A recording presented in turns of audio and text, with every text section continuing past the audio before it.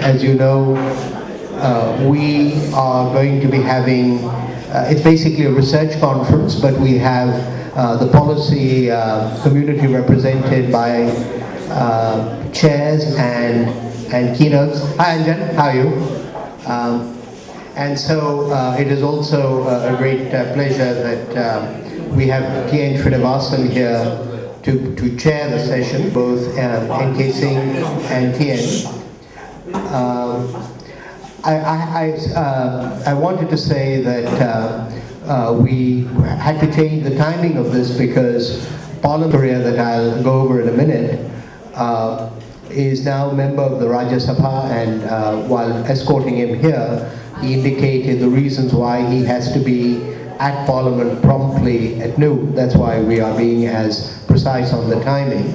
So, NK Singh is, as I said, member of Rajya Sabha at the moment on behalf of his party, the what, NK? What is the right name for the party? The Janata Dal United. The Janata Dal United. Prior to this, a very distinguished civil servant, Revenue Secretary, Secretary Commerce as well. But one particular reason why, two reasons why I was keen that we have NK here. First is that for strong interest, I think the term I would use is a patron of the Stanford conferences on India, which I think began in the early 2000s, and linked up with that the Nimrana conferences where he has kindly devoted his time, and secondly his interest in the links between research and policy have been demonstrated more recently by his willingness to attend the meeting of the IGC in London in September, the Growth Week, and also his support and patronage for the work of the IGC in its program on Bihar.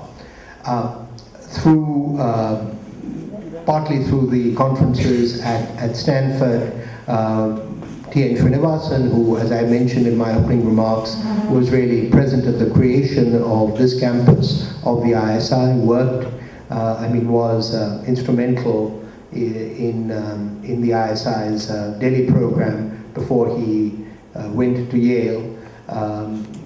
NK and TN have cooperated on the programs of Stanford Center for International Development on India. So I'm very pleased that TN has accepted our invitation to be here. I think others will join, but since NK has a hard stop at 11:30, let's get on with it. And TN, over to you. Someone said introducing NK. At the Stanford conferences, not only NK was instrumental in many of the things that happened, but also he presented papers himself and jointly co-authored with Jessica Wallach. So he has an equal right to be called a researcher at the Stanford conferences as well as a patron, as you put it. Go on, NK, yours. Thank you, TN. It's a privilege to speak at a session which is being chaired by you. Thank you so much for those very warm and generous words of welcome. I have valued my association with the activities of the International Growth Center. I have attended 2 sessions of the International Growth Center the last 2 years, also in their activities in Patna. So it's a real pleasure for me to reassociate myself, so to say, with the International Growth Center's activities at their annual event. Now, someone you wanted me to speak on the broad overarching theme of infrastructure.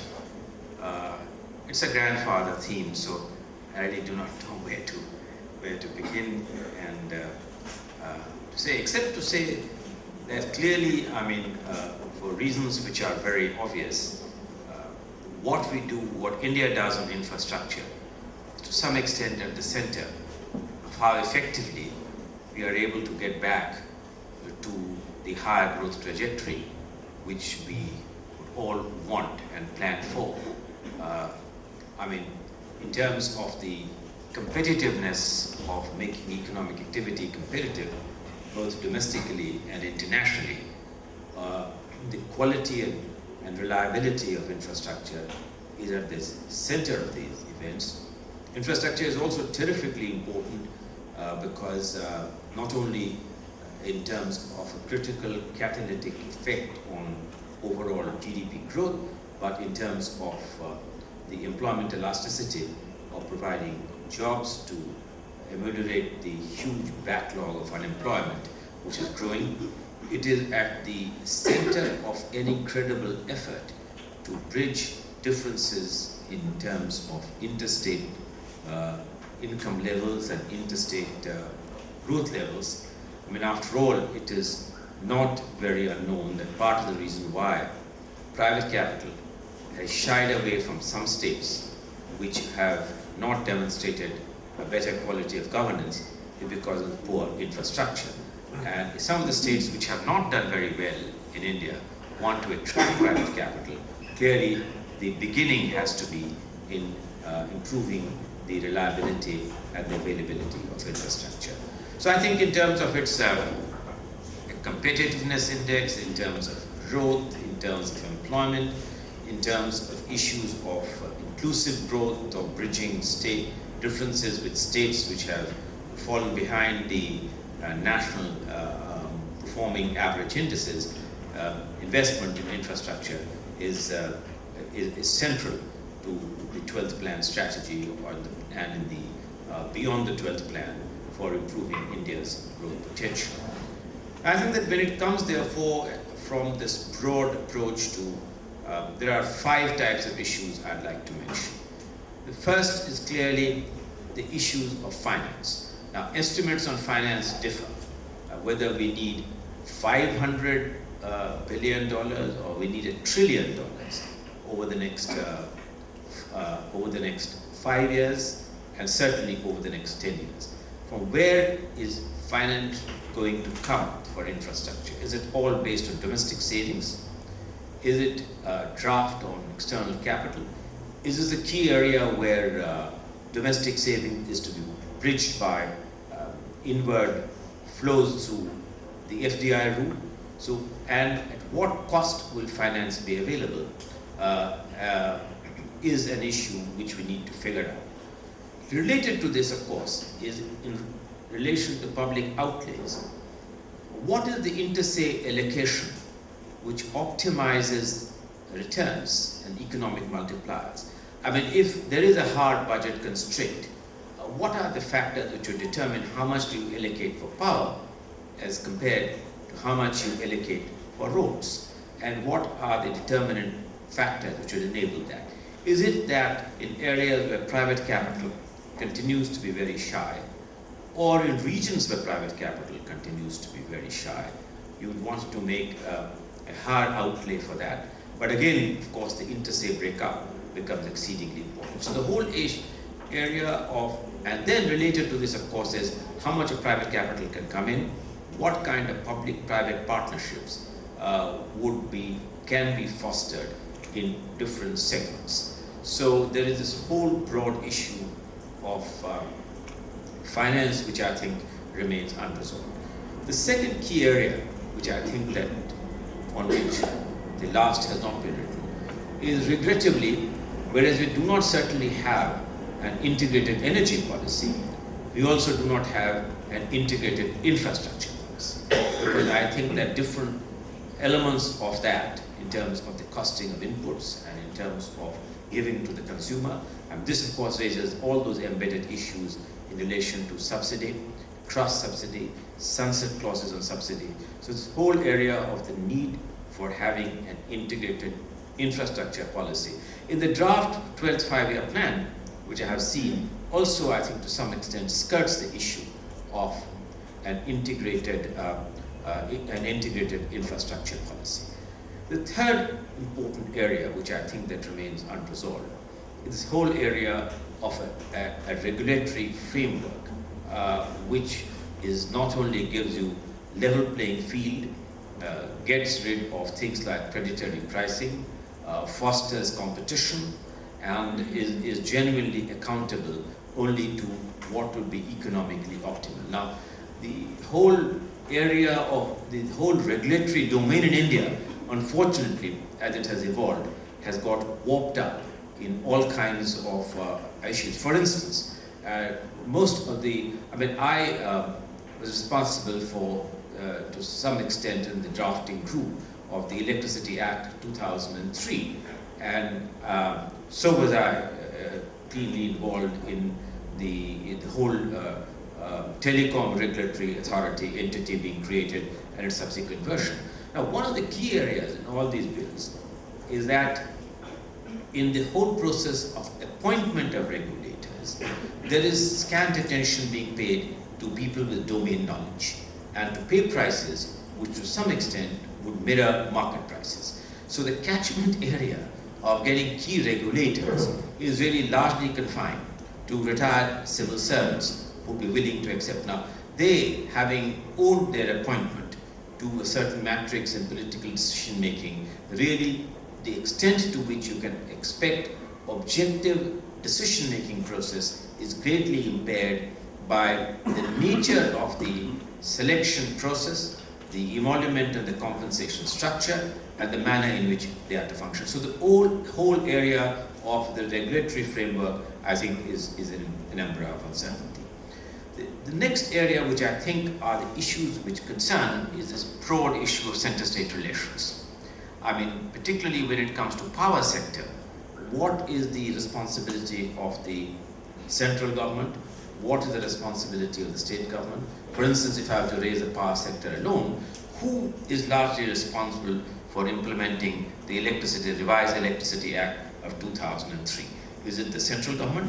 Is it the state government? Who, for instance, will oversee the fact that you need to do unbundling between generation, transmission, and distribution on electricity? Who would oversee, for instance, the right to open access? And who would, for instance, see that there is genuinely a sunset clause in regard to distortionary tariffs in which you're wanting to subsidize? And what kind of a subsidization model would be acceptable in wide variations in regional economies? Would, for instance, the same model on subsidy and eliminating of subsidy be all right for large metro cities where per capita income would be somewhat higher than, let us say, for rural Bihar? So I think that the whole area of demarcation of center-state responsibilities in not only demarcation of responsibilities, but in enforcing, for instance, some of the rules, regulations, and guidelines is an area where I think that much more needs to be done.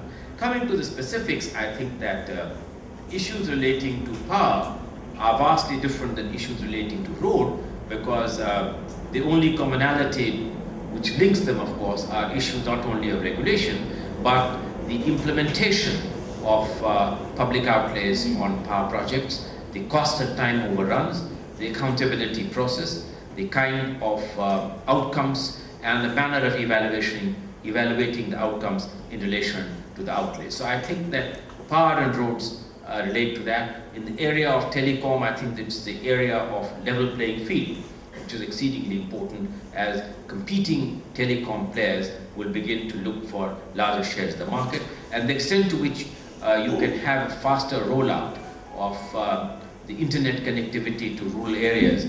Who pays for it? The manner of the administration of the Universal Service Obligation Fund, which is created largely for ensuring that the rollout is evenly done for the village economy. So I think when it comes to railways, of course, there are totally different set of issues, because railway reforms in this country, as TN knows very well, has scarcely begun. The whole area of the cross subsidy between freight and railway remains unresolved. Railway finances continue to be having a kind of a structure which is obscurantist from today's need of time. Bringing in any private sector discipline in railways is something which we haven't thought of. Making the portfolios of railways, which has large number of under-numerated projects, which have been largely taken there for political reasons and are not being dropped out of the portfolios, and the assignment of railway funds in the inter-se allocation of a wide diversity of railway portfolio projects has really lacked any degree of financial discipline. I'll end on the railways by saying that I once remember, Tien, that there was a particular railway project which had, I was a member of the expanded railway committee which does railway projects, and there was a project which had minus 30% rate of return. And I clearly said that, this is really not a project which can be supported. The minister, of course, very happily said that, yes, this was my point of view, and I could record this point of view. So fair enough, this point of view got recorded. That project, along with several other projects, went to the cabinet, because I did also point out that many projects begun in 1972 continue to languish till today, with merely only project survey reports having been done.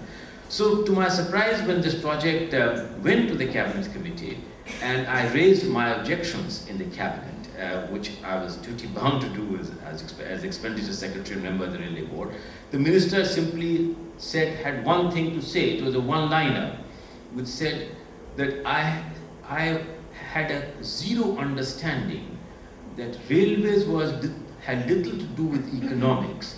It had everything to do with dreams. Railways in rural India represent dreams of people, which I was trying to stifle by bringing in the silly economics of what rates of return. No doubt he won the day, and that project was approved. It's a side matter that only a very limited amount has so far been spent in even completing the survey. Since then, we have had several railway ministers, and the upturn has only brought in one more populist railway minister after another. So I think, in short, the railway story, a core component of India's infrastructure, is something which will require a more definitive political leadership. I think, Tion, if you could write a book on how is it that, except for one railway minister, perhaps the last 15 railway ministers have either come from Bihar or Bengal, and have all suffered from a very high degree of a populist psychology, and what that has really meant in terms of the development railways would be a book in itself. I'll stop here, Ted. I've highlighted some of the issues which I believe are critical to India's infrastructure development. Not that there are any answers, but there is one thing which is inescapable, that we need to get our act together if India is to climb back to the growth trajectory. We seem to have slipped quite a bit, and everybody is hoping that domestic consumption, investment in infrastructure are the two key drivers which will enable us to really climb back to rates of growth which we now seem to have left behind. Thank you very much. Issues that NK had identified, except one, that all of them have been with us since 1980s, many of them. And the sad fact is, action in terms of any of them has been lacking in many dimensions, and we can go on into the details of why that has been happening. There's regulatory features again, which NK mentioned, particularly in the center-state relations. It is not only in the area of infrastructure, particularly power. It cuts across many issues on center-state relations, and that itself is an issue that has many dimensions that open, yet to be settled in a meaningful way. So you can go on and see why things have not moved, but the necessity that you have to move on, that has been known for a long time either. But why does the system doesn't recognize that return to 9% growth, if you want to think in terms of contemporary terms, is virtually impossible if without major action on the infrastructure. That realization why it is not reached the levels of policy making that it should reach, that's again a mystery. So I will stop with that and open the floor for discussion. You have till it's 11:30? Yes. So let's give NK 5 minutes in the last 5 minutes. So, Question about how research might help in infrastructure policy.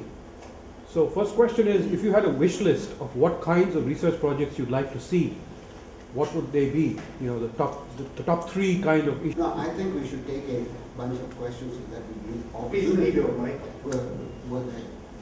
opportunity to give many people to ask questions.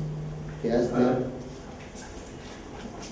I would like to know your views. You have touched upon roads and electricity. What is your views about the water sector, the infrastructure, irrigation, very contentious issues? Whenever dam issues, comes up, whether rivers should be controlled or not, scientists and ecologists have got very strong views on these issues.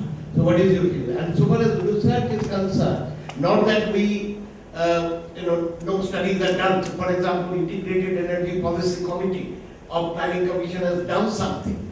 It is there on the website. We can use it as researchers. But what has happened after the putting it on the website? Why action not being taken? Yes. In the back. Way back. Thank you. My name is Rajesh Chakravarti. I'm from the Indian School of Business. So most of the things that you mentioned, as you pointed out, several of the problems in the current setting, but there are also some areas of, I think, very good progress, and part of which I would like to know your thoughts on is, for example, your own state, Bihar, in the last 5 years, have done miracles in infrastructure development in the area of roads. And the funding, I guess, a large part of it was already existent. It was just put to better use. In health, the NRHM funding has been used better. In power, I think the similar progress has not happened, and only private investment is being brought in. So the question here is, in spite of all of these problems, it seems like in some states, rapid progress can be done, whereas that same formula does not seem to apply across the board. So what do you think Bihar did and that other states have not been able to keep up? Because the funding in many cases of the infrastructure development did come from central funds. Would like to know your thoughts more on this. NK, one generic question, one specific. The specific question is, how did this coal problem come about? And is it something that elements to it? Because if that, is an additional issue, then our aspirations in the power sector are even more adversely affected. The generic issue is, you've talked about regulators largely at the federal level, or the union level. What is it that you have seen about the value and autonomy of regulators at the state level? Yeah. Well, I think that these questions cover a wide gamut of subjects, and I will respond to them perhaps in the same sequence in which they were asked. And the first one, of course, was that am I optimistic that research of any kind is useful in terms of policy action, or does it really remain a piece of research which is of little public value? The response would be that I think it is of value to policymakers in both generating a debate, creating an awareness, and giving policymakers an option to embark on a course of action which would be economically more sensible. How amiable they would be would of course depend upon the configuration of the governance structure. And I think that India has clearly demonstrated that you have a wide matrix of what would be called good governance and very poor governance. And I think that governments which have really, which have an inclination and have shown a record of good governance are more likely to adopt the outcome of such research than governments who are mired in politics of a different kind. So I think that, and if you ask me, 3 research subjects which would be of value. Well, let me suggest one at least. That I did pose the question that let us say the state government, any state government, has a hard budget constraint in which there is an interstate choice between public outlay on power, or for instance on rural roads, what should it opt for? What would be the most beneficial model? And I think that if research becomes more state specific, instead of becoming a general level research, it would, I think, be closer to policy action, in my view. And I mentioned about this, one of the subjects in terms of the interstate allocation of resources. Or for instance, if there were a research on how well and how evenly or unevenly have state regulatory authorities acted to implement the Electricity Act of 2003, and showing the wide variations of approach and the outcomes in terms of economic parameters. Like for instance, states which have unbundled electricity boards, which have implemented principles of open access, or which have a definite program in terms of eliminating distortionary cross subsidies. How has their economy responded to those would, in my view, be a very useful area in which I'm right now talking of infrastructure only. There are lots of other subjects. I mean, I should have really touched on the broad theme of the urbanization challenges, but that's a subject by itself. So my response, short response would be, yes, research is useful, it should be state specific, and I think that in selecting the states, there should be some notion of the probability of the research being acted upon in states which are better. An issue was raised about the water sector. I should have mentioned water sector. I think that this is a sector which is completely right now being neglected, not only because we do not seem to be realizing that if you do not price water adequately, particularly in rural areas, you are doing enormous ecological damage. Groundwater aquifers are really coming down dramatically. And this is because the power is virtually free. Exactly. And there is no cost on water. Then what you do? Your only optimum gain is to overexploit the water. There is no incentive, for instance, even for agricultural research, which would foster, for instance, cropping patterns, better designed to economize on the use of water. So I think that the absence of any regulatory structure on the use of water, particularly in rural India, and since agriculture consumes about 83% of the total water is consumed in agriculture, leaving the entire agricultural economy on water unregulated, in my view, is a course all set for disaster. I will say, for instance, I think that I learned that in Punjab, for instance, groundwater aquifers each year have been falling so rapidly that it is not very clear for how many years Punjab can continue to act as the greenery of India because of the overexploitation of water. So I think that having the water as a core component in, you have an Electricity Act, National Electricity Act 2003. Now, I'm quite conscious that one of the hurdles which we faced was that it happens to be primarily a state subject, it's also a concurrent subject. We did have an overarching regulation. Many states, in their own way, have tried to replicate with uneven areas of success and so on, which I mentioned. But water is one area where certainly we need far greater research and attention, not only in terms of the manner in which you're going to share rivers, what, for instance, would be within the state itself, inter-basin optimum water transfers. Is it sensible to do so, or is it ecologically so disastrous that you shouldn't touch it, water?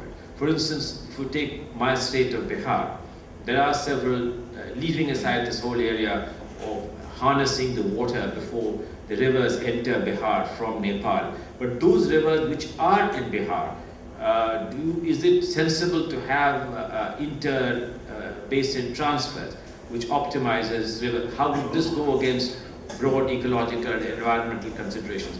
Even leaving that aside, having that regulatory framework on water which enables the country to harness its limited water more efficiently is a big challenge. There was a question on why did Bihar, what are the features which prompted Bihar to suddenly leave the category of the most backward states? Well, you know, I would say that some very simple things were done, which have gained multiplier. Part of the reason, of course, is Bihar began from an exceedingly low base. It couldn't have perhaps sunk lower.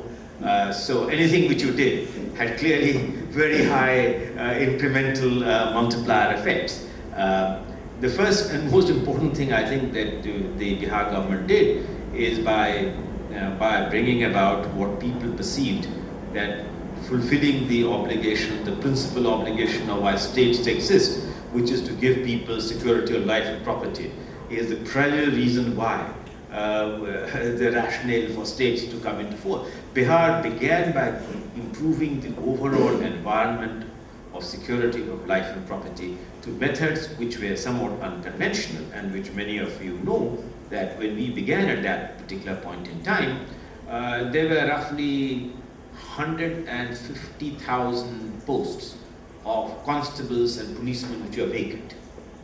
You can't, even if you decide to recruit, how do you train 150,000 people overnight, which were needed? So I think that, you know, the whole idea of having ex-army personnel who had retired early and setting up a special auxiliary force, who were already trained in terms of use of arms and had a degree of discipline, was out-of-the-box solution, which Bihar pursued, which dramatically improved really the enforcement. Or for instance, in the case of teachers, it was primary teachers, again, it had recruited 125,000 primary teachers, which 50% of teachers were women.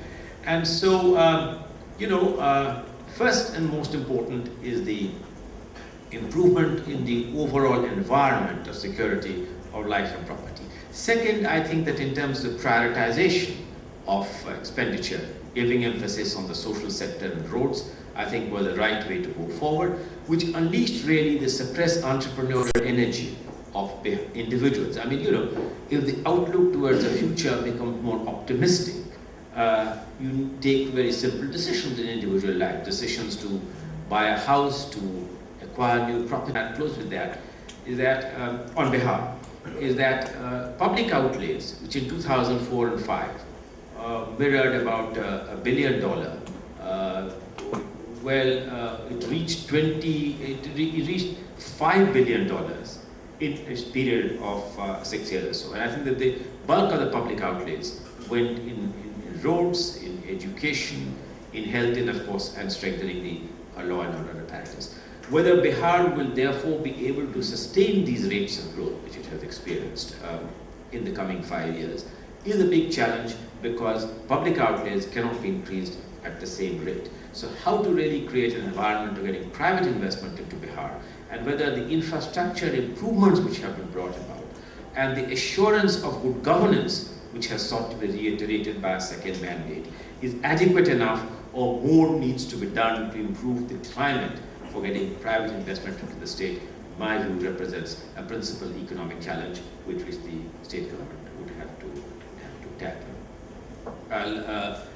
I'll quickly, there are other issues on regulatory, the value of Suman asked an important question on the coal sector.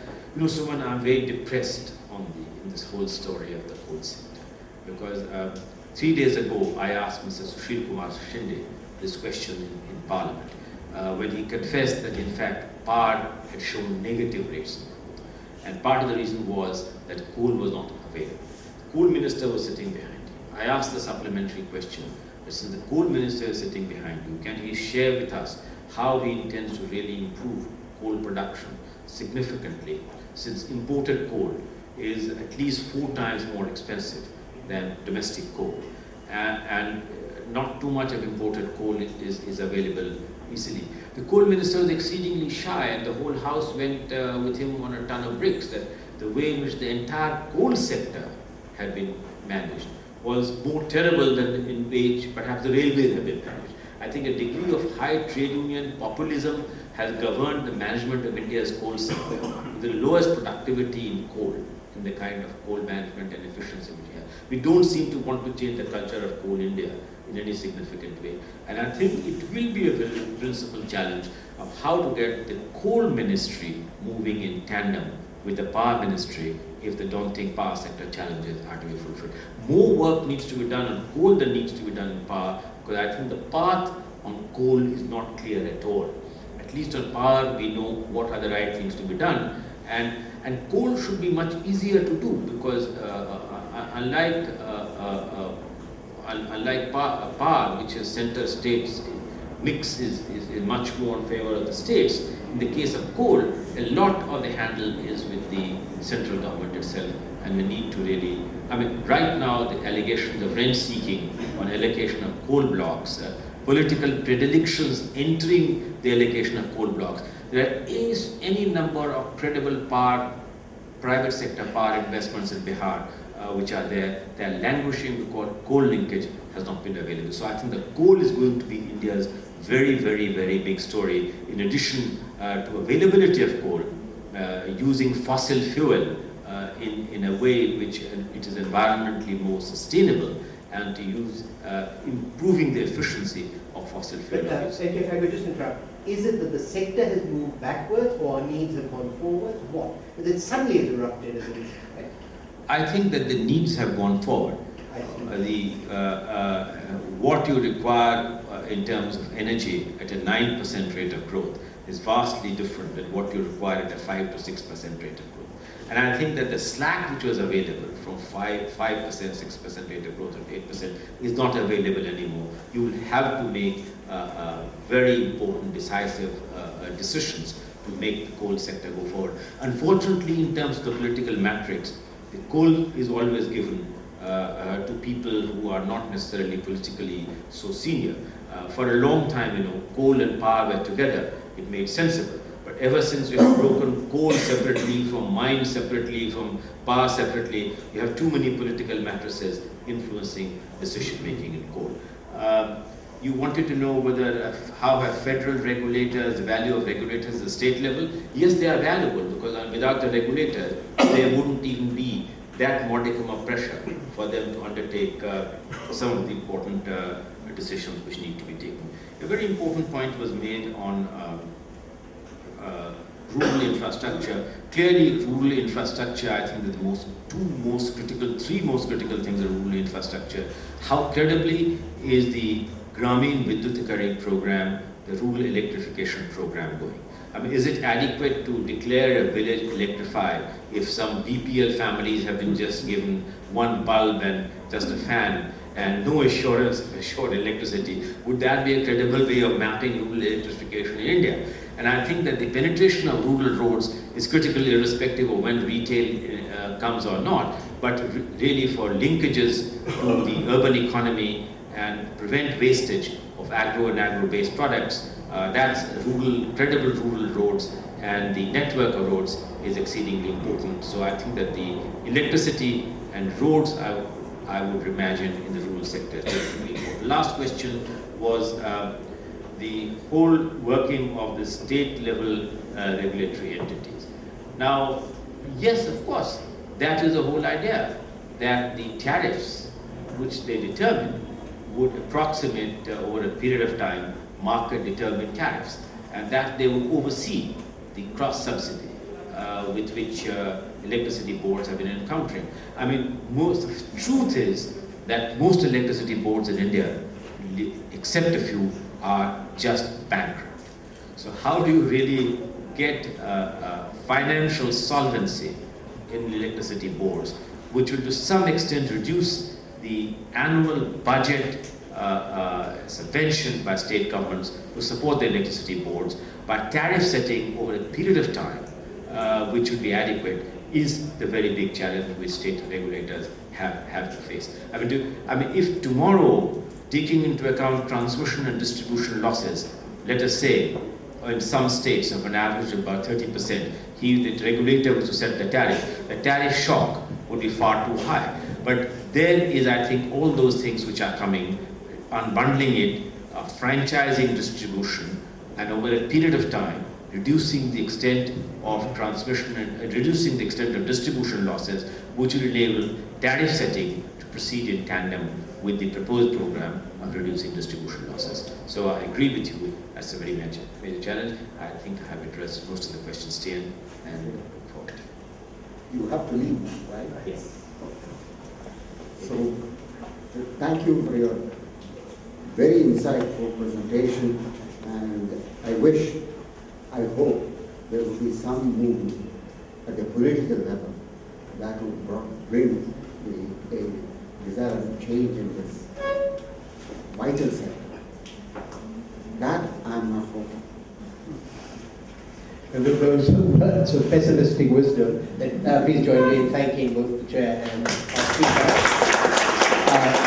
And I understand we now go to a tea break, even though Pranab Sen, our next chair, is already here. So Pranab, perhaps you could mingle with the others over tea and biscuits. And then we come back at what time, Nandini?